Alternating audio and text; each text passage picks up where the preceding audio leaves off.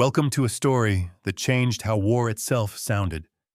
A weapon so small, so crude, that entire divisions dismissed it until it turned the trenches into graves. This is the forgotten shock that forced the Allies to rewrite every rule of defense they knew. Verdun Front, France, February 1916. The air trembled before dawn, damp fog clinging to the lips of the trenches, the world holding its breath.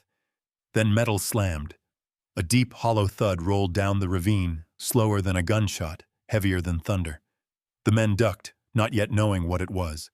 No flash from the ridge, no crack of a rifle. Just that strange, gulping sound, followed by a rain of steel fragments from nowhere. In the frontline diary of Private Jean Lemoine, the entry for that morning reads only one line. They throw death like stones without warning. What the Allied soldiers were hearing was new, a weapon improvised from plumbing pipes, cast iron, and scavenged shells. It did not look like artillery. It was short, crude, silent before impact, but it could reach over no man's land without the smoke or recoil that gave away position. A Minenwerfer, the Germans called it. The mine thrower. By mid-1916, these trench mortars would appear in every sector from Verdun to the Somme.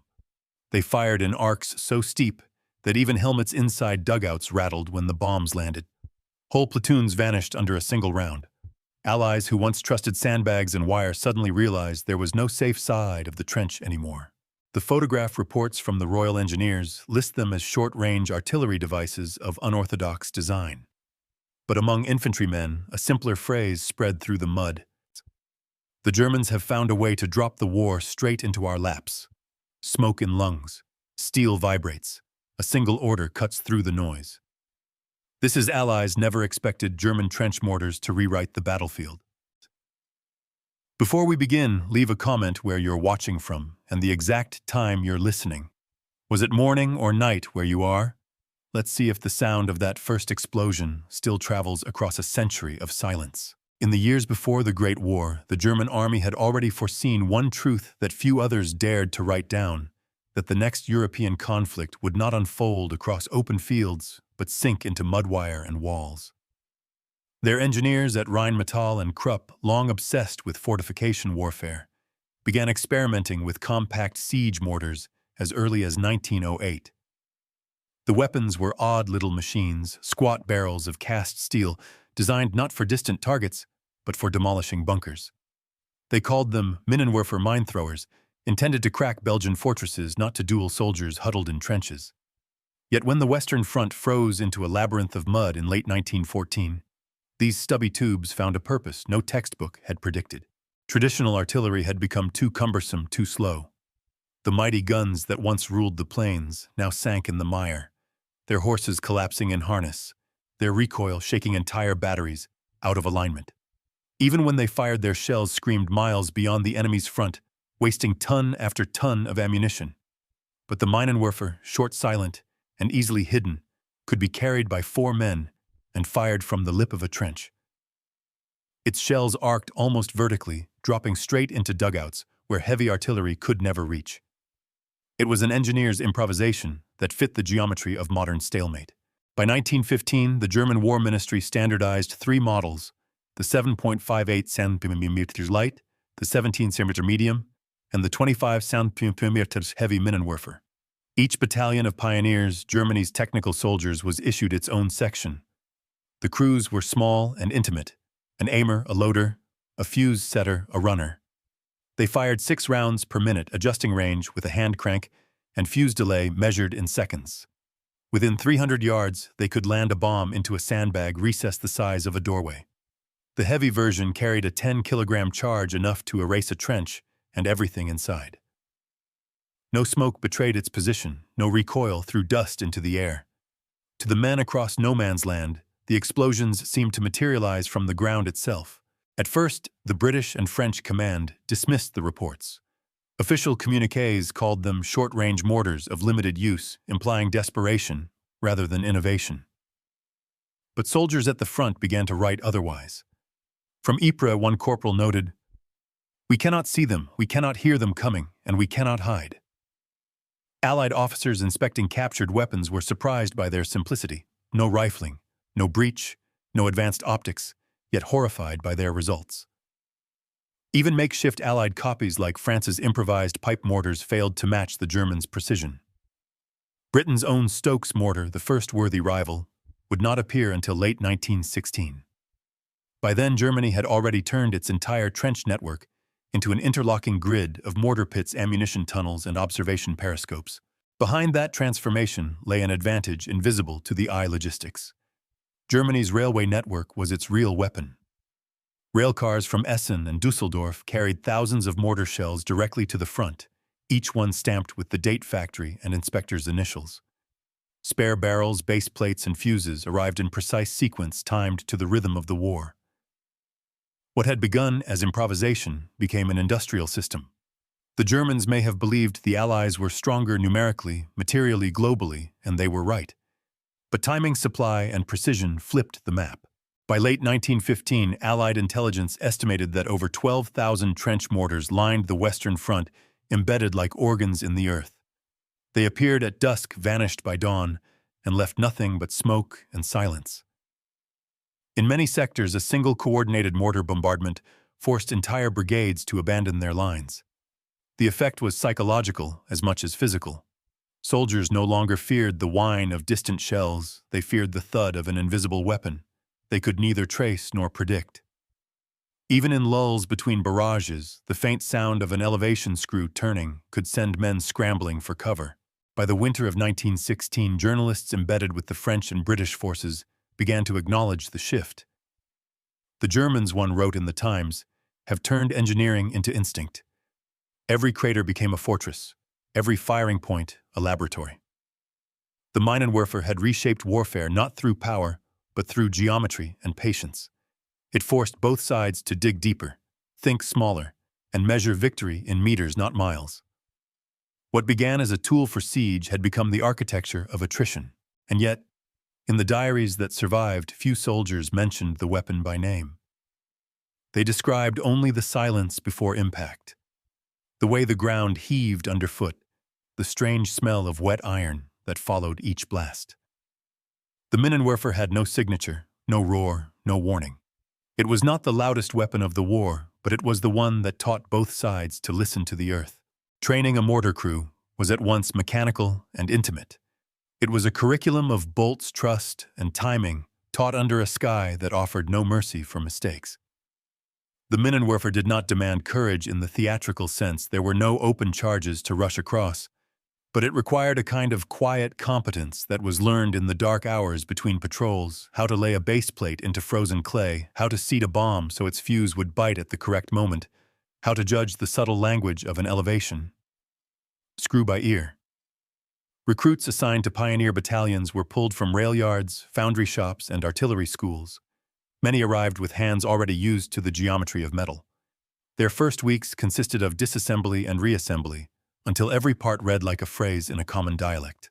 They practiced setting time fuses to tenths of seconds and measuring range by simple tables: range 150 to 300 yards for light models, 300 to 800 yards for medium types, until the numbers lost their abstraction and became the difference between a clean breach and a crater full of men. Failures were constant companions.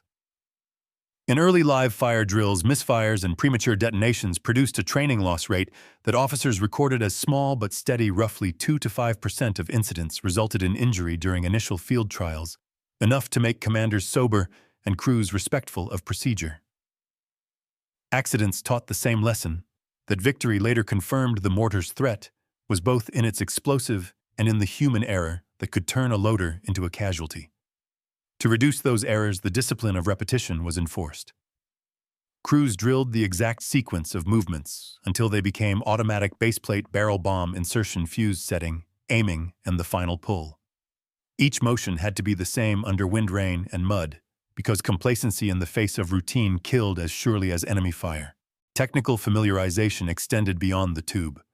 Men learned how to stagger ammunition deliveries to maintain a steady supply of rounds. 120 to 300 rounds per section per day in sustained operations was not unknown. How to spot casing fatigue and replace a barrel before it split. How to improvise splints and jam fuses when factory parts were late. Mechanics kept logs of barrel life measured in dozens of firings. A medium Minenwerfer might serve reliably for several hundred rounds before accuracy slipped. It was in those logs, ink smudged by coal dust and oil, that the piety of procedure met the pragmatism of survival. A loader who learned to check a fuse twice could save his entire team from a misfired shell. A runner who could lay a relay for spare fuses through a slit trench saved the battery from silence. Trust was the currency of the crew. Unlike gun batteries that could replace a gun with horsepower and a railcar, a mortar crew was a human network aimer, loader, fuse setter, and runner. When the heavy variant expelled its 10-kilogram charge, the concussion reached back through the shoulders of the men who handled it. If the aimer misjudged, the loader paid first. That interdependence shaped discipline into rituals of mutual verification. A two-voice confirmation for fuse settings, a second hand on the elevation screw to steady it during the pull, a shouted count before each round. These rituals could be perfunctory or life-saving, and they hardened into the language of the section. Letters from non-commissioned officers often emphasize this more than equipment the men needed to be able to anticipate each other's hands. Training also adapted to the peculiar logistics of trench warfare. Crews practiced rapid emplacement, dig the pit, set the base plate, and mask the position with sod and straw so that a mortar could fire, be withdrawn, and be redeployed in a matter of 20 to 40 minutes. Mobility became as important as accuracy because the mortar's effectiveness was a function of surprise. Tactical exercises therefore included drills in concealment and withdrawal fire, a salvo of 30 rounds pack within minutes, and move 200 yards to a new camouflaged pit. When supply lines tightened, crews learned to ration by converting sustained firing rates into daily allotments. 6 rounds per minute was the theoretical maximum for short bursts. For prolonged bombardment, a section might be ordered to pace itself so that 200-300 rounds would be expended over 12 hours, rather than squandered in an opening frenzy. Adaptation bred invention. Junior officers and NCOs recorded field modifications that became informal doctrine: spacer washers to correct barrel elevation, sandbag jigs to standardize aiming angles, and simple wooden wedges to absorb recoil on frozen ground. Workshops near the front, forward repair shops built into culverts and cellars, kept a skeletal stock of spares, fuses, springs, and primers. The speed of these repairs mattered. Delays of hours could mean the difference between repelling an enemy raid and losing a sap. Crews learned to cannibalize what the supply trains did not bring, turning enemy scrap into serviceable parts during quiet nights. Psychological training was quieter, but no less deliberate. Men were taught to read the pause, the brief silence after a barrage when the enemy was re-aiming. Senior sergeants drilled watching patterns, the sequence of louds and thuds that marked an aiming correction, the cadence of distant boots that foretold a counterattack. This cognitive training anticipation by pattern recognition reduced casualties by enabling crews to shift positions before an enemy's return fire found them. Those who mastered it survived. Those who did not became statistics in the daily returns. Commanders kept these returns meticulously. Units might list loss rates in engagement as percentages, some sectors reporting casualty swings of 10 to 15%, after concentrated mortar barrages, data that shaped offensive planning and defensive realignment. Finally, the relationship between training and doctrine hardened as reports returned to higher command. Successful crew methods were codified into pamphlets and distributed along rail lines. Failing techniques were quietly abandoned. The mortar section, that once began as an experiment, became a taught module in pioneer schools. By the time a new recruit completed his course, he was not merely competent with a weapon.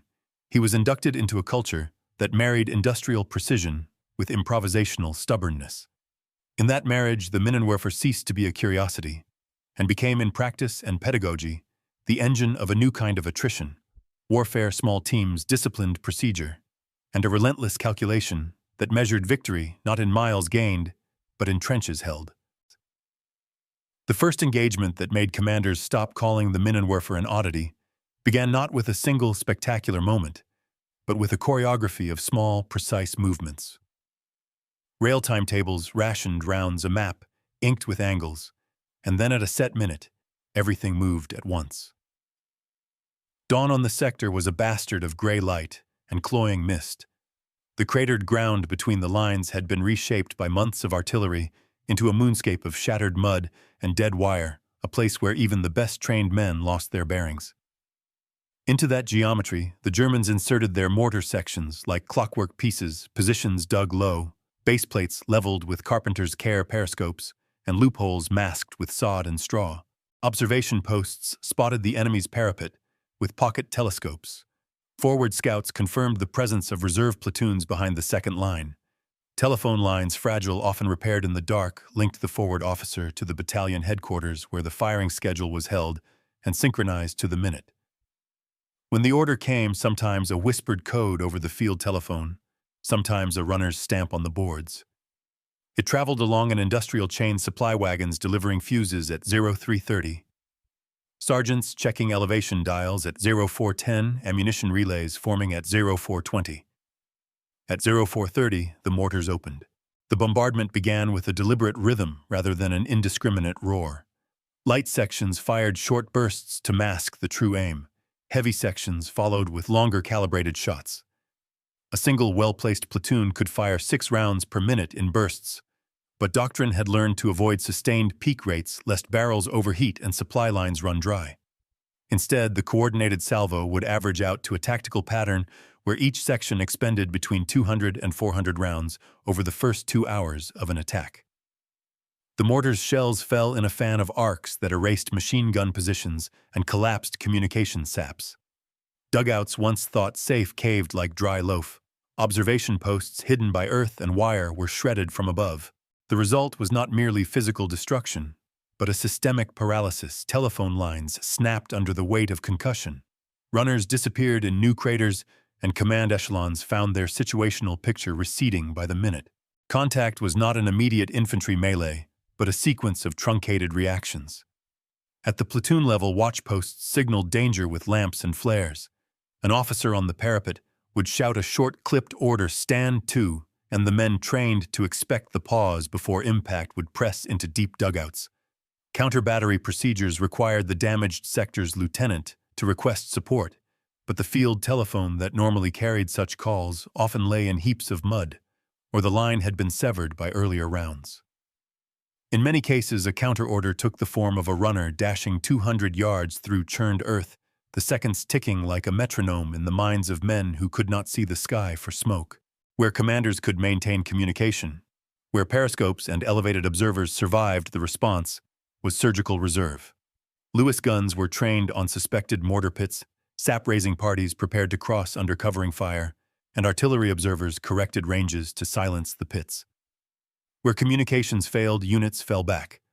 Whole frontages were relinquished to crater fields and the night's labor. The terrain itself amplified the mortar's effect. No man's land, already a coffin maze of shell holes and tangled wire, became an axis of collapse. Munition craters that could hold a cart now doubled as impact funnels. A heavy shell landing in a shallow depression amplified blast and shrapnel into the surrounding parapet. A medium shell detonating against a duckboard could send splinters through an entire communication trench. The Germans exploited this. They timed barrages to coincide with low visibility hours, and with reconnaissance reports of troop movements on the Allied side. In one recorded operation, a coordinated mortar barrage preceded an infantry raid by 7 minutes, long enough to disrupt enemy wiring and to force sentries down short enough that counter-battery registration had not yet been completed. By the time assaulting parties crossed, sandbag revetments had been cut to pieces, and a corridor of confusion opened for the attackers. Numbers from these encounters tell a stark story. In targeted sectors where concentrated mortar fire preceded infantry action, casualty rates for defending units spiked. Detailed battalion returns from several engagements recorded casualty increases in the range of 10 to 25% within the first 24 hours of an assault. Sections operating at optimal tempo could expend 300-400 rounds in a decisive 2-hour window.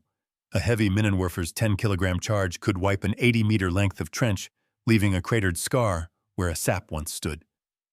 The German method of rotating sections fire, withdraw, re-emplace meant that an active front could be struck repeatedly throughout a single day, producing cumulative shocks rather than one-off blows.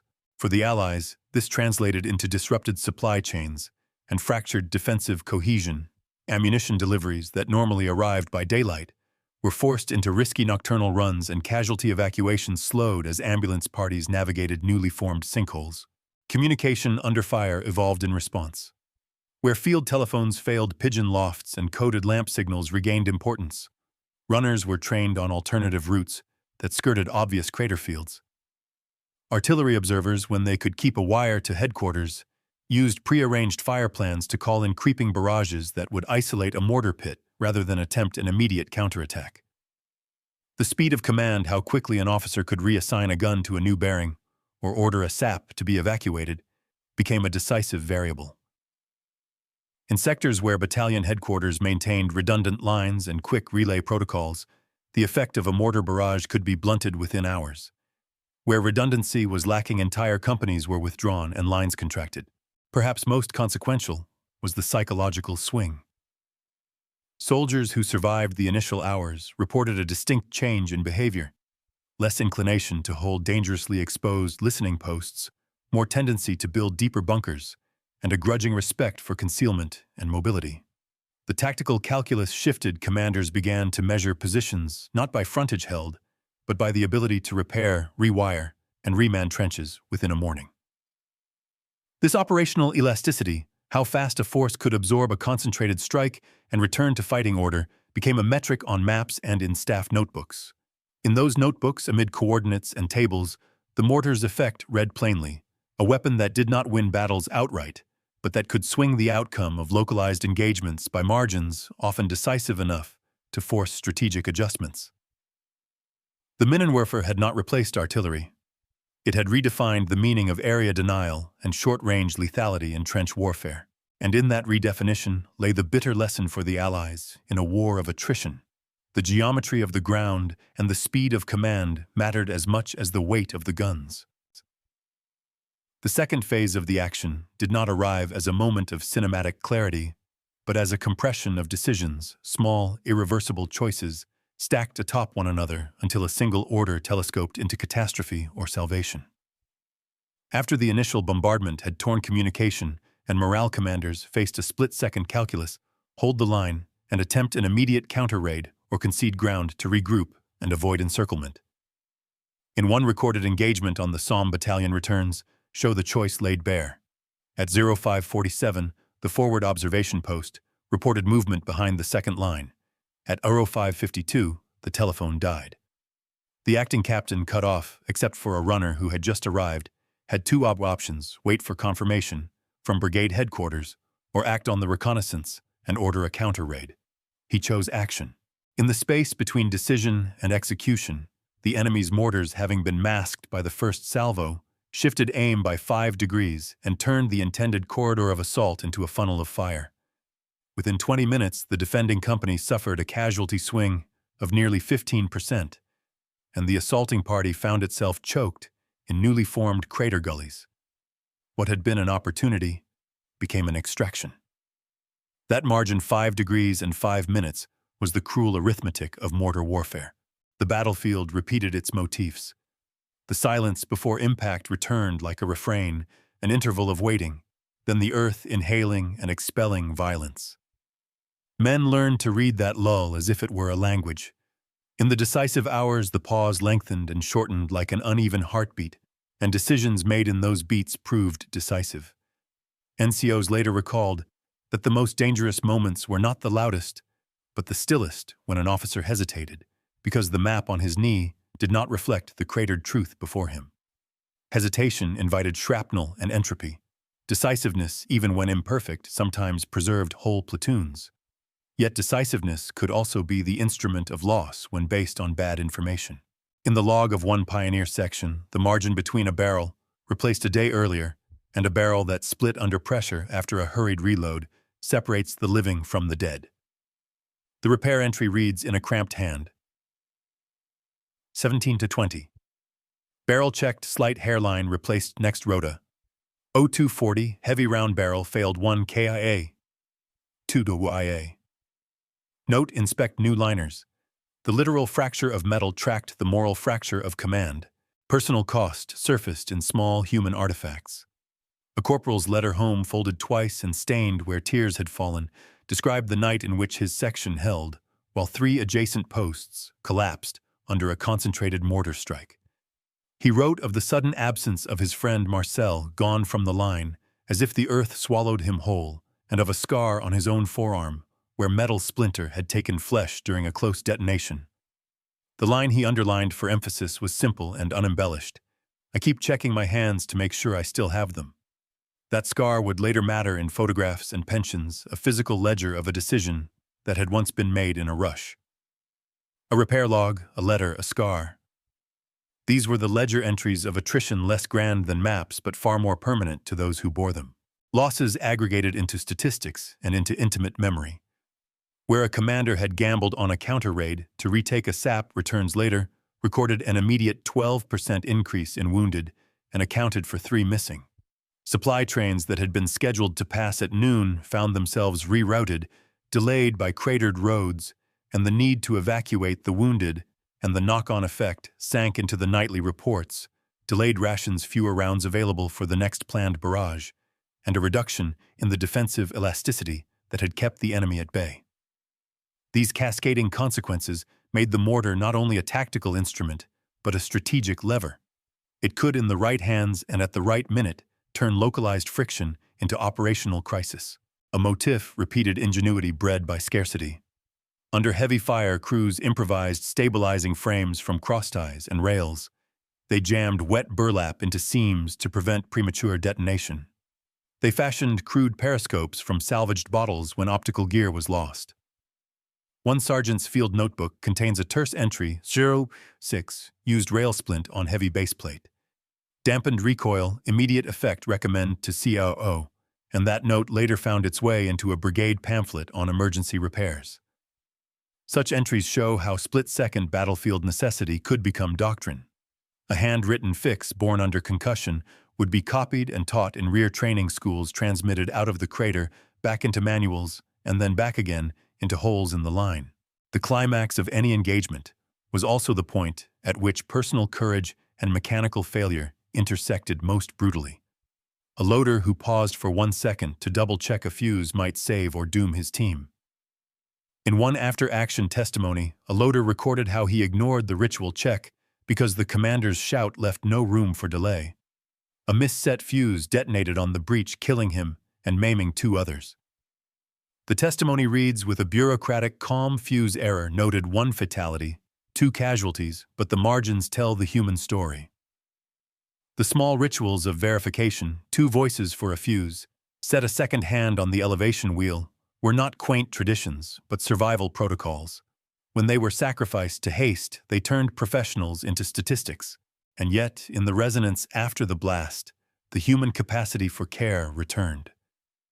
Medics who crawled into crater fields to pull men from mud described a ritual of inventorying life, first airway, then bleeding, then the search for identifiable marks. They cataloged debts and names in the margins of stretcher logs, the same way smiths marked barrels before sending them for repair. The repair log that once recorded barrel fatigue now read like a roll call. 0310, 2 men extracted from X crater. 0325, 1 succumbed. 0400, evacuated to field hospital. These juxtaposed ledgers of metal and of men folded the technical into the human. By the time the barrage subsided and the commanders measured their losses, the tactical picture had shifted. Ground that might have been contested at dawn lay empty, a scalp of churned soil that neither side wanted to hold at cost. The decision to act or to wait had broken the front into new geometries.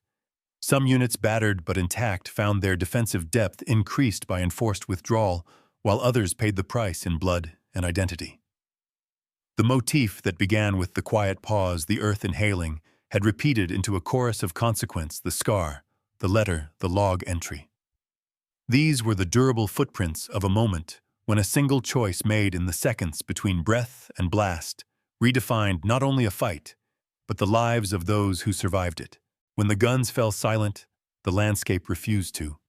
Steam rose from craters where rainwater met smoldering soil, and the smell of cordite lingered like a ghost that refused to leave.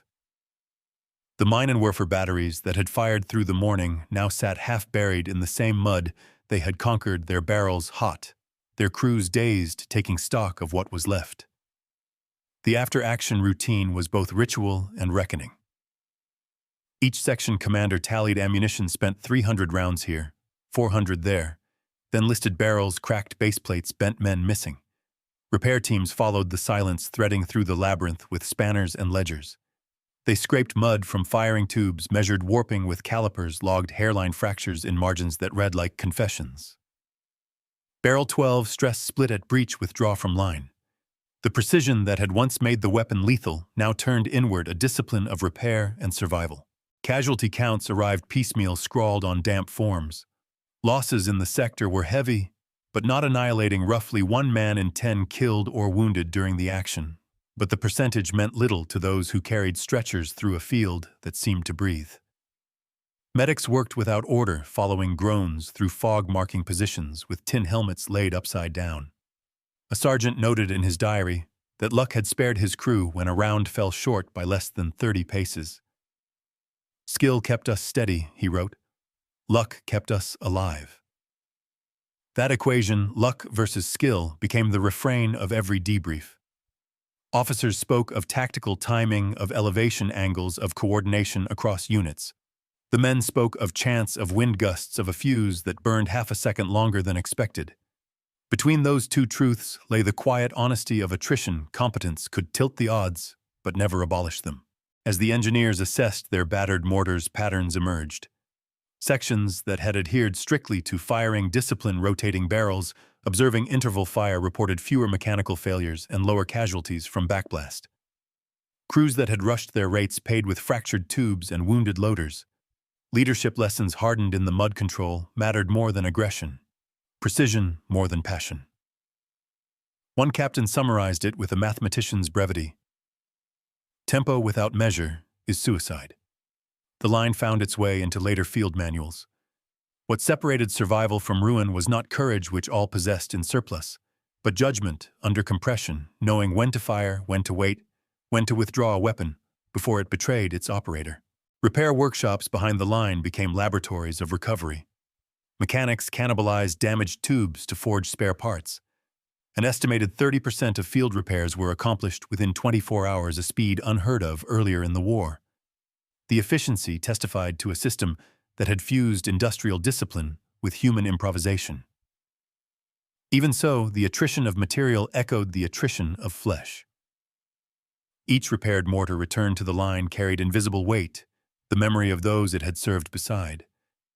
Men began naming their weapons, painting initials or small insignia on the barrels as if to humanize the iron that kept them alive and might one day kill them. In this strange fraternity of steel and sweat, survival became an act of craftsmanship. Commanders composing their reports for higher headquarters framed the engagement in the antiseptic language of doctrine. Objectives: seized enemy trenches, neutralized materiel captured. Yet between those columns of data, handwritten annotations betrayed a subtler awareness. Morale steady, one major wrote despite fatigue. Another, more candid, noted officers commend cooperation between engineer and infantry, mutual dependence observed. It was a bureaucratic way of saying that the line between technician and soldier had blurred. The Minenwerfer had forced men to think like engineers, and engineers to bleed like infantry. This merger of roles was the quiet revolution of the weapon, a transformation in how armies conceived labor, precision, and courage. As dusk settled, the battlefield resumed its uneasy equilibrium. Crews dismantled mortars, cleaned the breaches, wrapped damaged tubes in burlap for the next train back to the depot. The soundscape was no longer thunder, but a low metallic rhythm, tools tapping bolts, clicking, men speaking softly, as if afraid to wake the ground. Reports were relayed through restored telephones, their operators speaking in clipped tones, converting chaos into numbers. For every crater measured, a coordinate was entered. For every casualty recorded, a replacement was scheduled. The machinery of war absorbed its own pain and prepared to repeat it. In the long pause after the day's work, reflection crept into the notebooks of survivors. Letters described the strange calm that followed destruction, the sense of mastery and futility intertwined. "We built the weapon that now builds the war," one lieutenant wrote, "and every improvement we make extends its shadow." He had grasped, perhaps without knowing, the thesis that would echo far beyond his trench, that the Minenwerfer mattered not only because it killed efficiently, but because it represented the moment when modern warfare fused industry and instinct into a single mechanism. It was the point at which the line between man and machine blurred into process. Beyond the battlefield, that lesson would shape the future factories, organized like regiments, regiments trained like assembly lines, and a century that would measure progress by precision rather than mercy. When the armistice finally came in November 1918, the surviving Minenwerfer crews packed their equipment into rail cars and left behind a landscape that had been engineered as much as it had been fought over. What they could not dismantle was the doctrine they had written in mud and blood, a doctrine that would outlive the empire that forged it. In the post-war analysis rooms of Berlin, Paris, and London, officers pored over captured reports and field manuals tracing how an improvised weapon had changed the geometry of modern combat. The verdict was quiet, but unanimous: firepower no longer depended on distance, but on coordination. A handful of men with short-range mortars had demonstrated that lethality was a function of timing, teamwork, and topography, not just tonnage or range. The lesson spread faster than the soldiers who had survived it. Within 2 decades, every major power incorporated trench mortar principles into their infantry schools. The light mortar became the standard platoon weapon of the interwar armies, portable, adaptable, a descendant of the German model, stripped of its stigma. Manuals of the 1930s read like translations of field notes from the Western Front, emphasis on forward observers, overlapping arcs of fire, and the philosophy that precision was more sustainable than brute force. Even artillery doctrine shifted toward what strategists later called area denial, the same principle that had governed those silent arcs over the Somme. The Minenwerfer had written a grammar of warfare whose syntax persisted long after the guns were melted down. The cultural echo reached beyond barracks and into industry. Engineers returning from the front carried with them habits of measurement and discipline that would soon feed civilian production. The same processes that kept mortars firing, calibration, redundancy, assembly line repair, became the foundation of modern industrial management. In that sense, the weapon's legacy extended beyond the battlefield into the structure of 20th century labor itself. The fusion of man and mechanism, once born of necessity in a trench, became a template for factories, laboratories, even bureaucracies. Efficiency acquired a moral tone, precision a kind of faith. Yet memory, as always, bent around the edges. In public imagination, the Minenwerfer faded behind grander machines, the tanks, the bombers, the big guns whose thunder was easier to romanticize.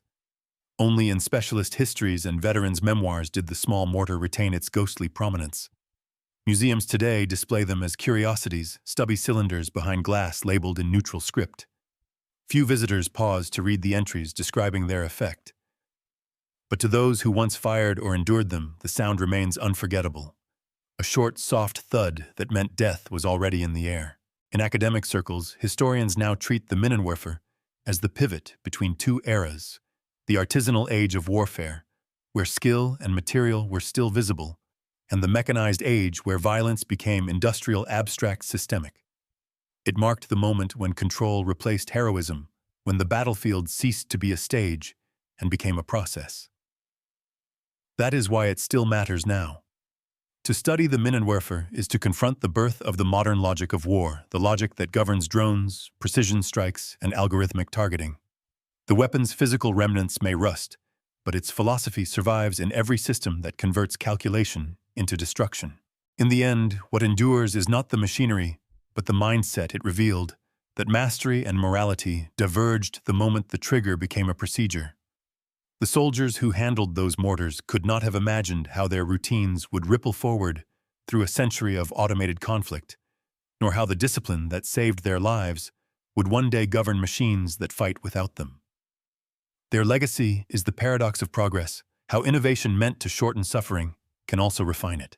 This was the world the Minenwerfer helped build, one where precision replaced passion, and where history itself became a ledger of perfected violence. Subscribe for archival-based stories, evidence over sensationalism, because only in the records and in the silences between them can we still hear the echoes of those who learned to measure war.